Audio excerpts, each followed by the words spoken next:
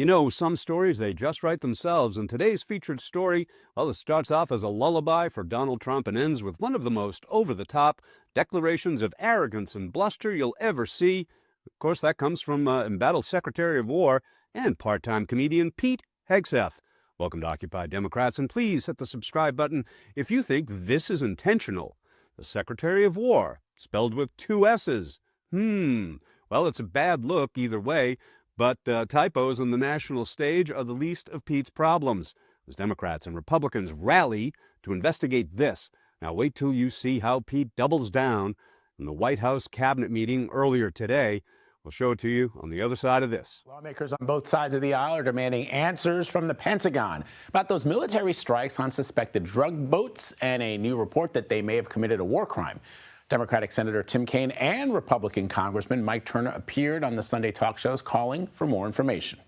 There is a buildup that the president has not explained in a way that relates solely to the actions that are currently going down in the Caribbean. It is certainly a significant concern in Congress. It's time for Congress to rein in a president who is deciding to wage war on his own say-so, which is not what the Constitution allows. All right, CBS News national security correspondent Charlie Daggett is joining us from Washington this morning.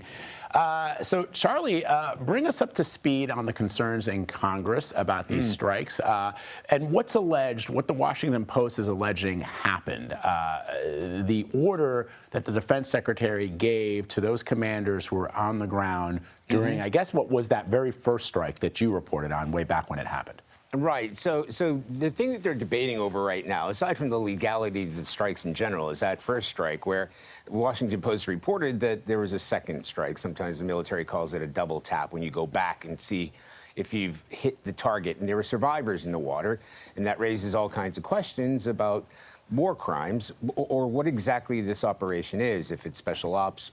But either way, in a military engagement like that, that is strictly forbidden, and that's why as you said, congressmen on both sides of the aisle want to know more about it. Now, Secretary Hegseth hasn't come out and said, I did not order that. He wouldn't specifically talk to that, but he said, as usual, the fake news is delivering more fabricated, inflammatory, and derogatory reporting to discredit our incredible warriors fighting to protect the homeland.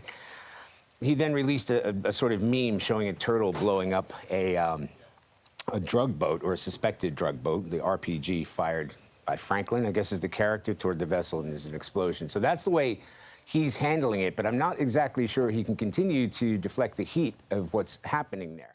Now, while listening to his hand-picked sheeple praise him normally pleases the president, well, in today's cabinet meeting, with a potential war brewing in Venezuela, it wasn't enough to keep the old man awake. Let's go around the table and join this soporific circle jerk with these junk drawer cabinet members. We're going to save the worst for last, as Mr. Warmth Pete Hegseth tries out some new comedy material, then turns ugly at reporters. It was quite a meeting. Grab your pillow. Say, sir, that we are moving to return education to the states and to bring the level of education back up, making sure our students can read, are reintroducing the science of reading in schools, and going into next year. You lived in New Jersey and you moved to Oregon and you got injured, you went to a hospital, you would have to spend maybe 45 minutes filling out forms on a clipboard, because your doctors there could not get your healthcare records, they couldn't get your blood. It never would have happened if you'd been president. But this war is going on, and the president is trying to end it, not because, listen, we got a million things to focus on in the world as a country, but he's the only leader in the world that can help end it. And that's why even as we speak to you now, Steve Woodcock is in Moscow trying to find a way to end this war, to save lives of 9,000 people, Mr. President, as you know, are dying every week. Oh, my goodness. Well, business really picked up in our featured Hegseth clips when Shecky Hegseth took his turn to speak. We'll show you his attempt at comedy here, and then his dark turn when pressed by reporters. We've had a bit of a pause because it's hard to find boats to strike right now, which is the entire point, right? Deterrence has to matter, not arrest and hand over and then do it again, the rinse and repeat approach of previous administrations. This is meant to get after that. Boy, that guy's a laughing minute. But things really turned arrogant and dark when pressed by the press for details on the second boat strike, something that could well sink Pete's career. Let's check this out. I didn't see any survivors, to be clear, after that first strike. You personally? I did not personally see survivors, but I stand, because the thing was on fire. It was exploded and fire and smoke. You can't see anything. You got digital. This is called the fog of war. This is what you in the press don't understand. You sit in your air-conditioned offices or up on Capitol Hill and you nitpick and you plant fake stories in the Washington Post about kill everybody, phrases on anonymous sources not based in anything, not based in any truth at all. And then you want to throw out really irresponsible terms about American heroes, about the judgment that they made. I wrote a whole book on this topic because of what politicians and the press does to warfighters. President Trump has empowered commanders to do what is necessary, which is dark and difficult things in the dead of night on behalf of the American people. We support them.